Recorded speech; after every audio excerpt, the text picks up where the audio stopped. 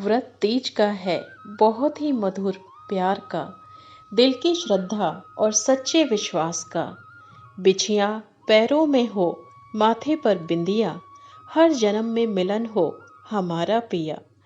हरियाली तीज की आप सभी को हार्दिक शुभकामनाएं।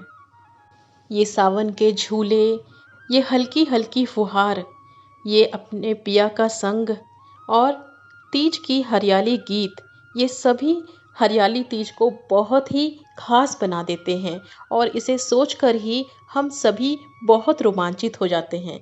तो जी हाँ, आज बिल्कुल समझ चुके होंगे कि आज मैं यहाँ पर बात कर रही हूँ हरियाली तीज के बारे में कि क्यों इतना महत्वपूर्ण है और इसके करने के पीछे का क्या कारण है, क्यों इस व्रत को किया जाता है, ऐसा क्या है जो इस हरियाली तीज को बहुत ही खास बनाता है। तो जैसा कि हमारे पुराणों में वर्णित है, यही वो दिन था जिस दिन भोलेनाथ और माता पार्वती का पुनर्मिलन हुआ था और भोलेनाथ को अपने पति के रूप में पाने के लिए माता पार्वती ने 107 जन्म लिए थे और बहुत ही कठोर तपस्या की थी। इसके बाद 108वें जन्म में इतने लंबे इंतजार के बाद भगवान शंकर से उनका विवाह हुआ और ऐसा कहा जाता है कि यही वो दिन था जिस दिन भगवान शंकर ने उनको विवाह के लिए अपनी रजामंदी दी थी। तो इसीलिए इस दिन जो भी कुंवारी लड़कियां व्रत करती हैं, श्रद्धा भाव से व्रत करती हैं, उन्हें मन भावन वर मिलता है और अगर सुहागिनें ये व्रत करती हैं तो उनका सौभाग्य अखंड रहता है। और इस बार की हरियाली तीज पर रवि योग बन रहा है, क्योंकि हरियाली तीज रविवार के दिन पड़ रहा है तो रवि का बहुत ही शुभ संयोग बन रहा है, तो हरियाली तीज और भी ज़्यादा महत्वपूर्ण हो गई हैं। तो इन सब के बारे में विस्तार से हम बात करेंगे। सुहागन महिलाएं इस दिन जल्दी उठकर स्नान आदि करने के बाद साफ वस्त्र पहनती हैं। इसके बाद पूजा की तैयारियां शुरू हो जाती हैं।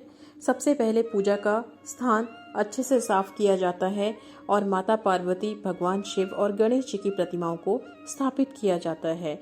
इसके बाद भगवान गणेश जी की पूजन करने के पश्चात माता पार्वती और भगवान शिव की आराधना की जाती है, उनकी पूजा की जाती है और पूजा करते समय माता पार्वती को 16 श्रृंगार अर्पण किया जाता है, उन्हें चढ़ाया जाता है, जिसमें उनके सारे श्रृंगार का सामान होता है।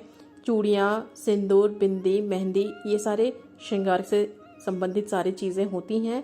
साथ में भगवान शिव को भी वस्त्र अर्पित किया जाता है और इसके साथ ही घी का दीपक जलाकर हरियाली तीज की कथा सुनते हैं और अंत में कथा सुनने के बाद माता पार्वती की आरती करते हैं और सुहागन महिलाएं अपने घर में अपनी सास या नंद को श्रृंगार का सामान भेंट करती हैं।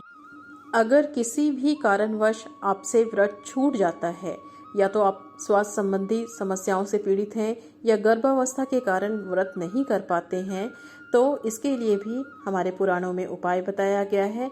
किसी भी कारणवश व्रत अगर इस साल नहीं रख पाते हैं तो आप अपनी जगह पर अपने घर में कोई भी सुहागन स्त्री को अगर हो सके तो व्रत रखने के लिए बोल सकते हैं और उन्हें इसके बदले में श्रृंगार का जो भी सारा सामान है वो और दक्षिणा भी उन्हें भेंट में ज़रूर देंगे और इसी के साथ भगवान शिव और माता पार्वती की आराधना करते हुए उनसे क्षमा याचना करेंगे और अगले साल व्रत करने का संकल्प लेंगे।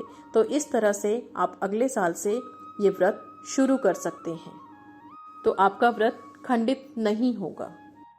तो माता पार्वती और भगवान शिव का आशीर्वाद सदैव आपके ऊपर बना रहे। मिलते हैं अगले वीडियो में। ओम नमः शिवाय।